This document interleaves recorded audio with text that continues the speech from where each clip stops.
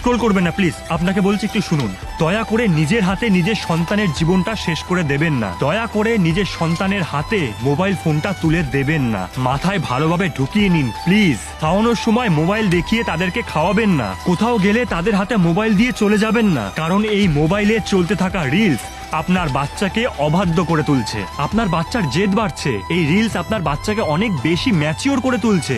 বাচ্চা সুলভ আচরণ কেড়ে নিচ্ছে, ছোটবেলা কেড়ে নিচ্ছে। তারা মাঠে যেতে চাইছে না, তারা শুধু মোবাইল দেখছে, ভুলভাল শিখছে। আরে কারণ কারা?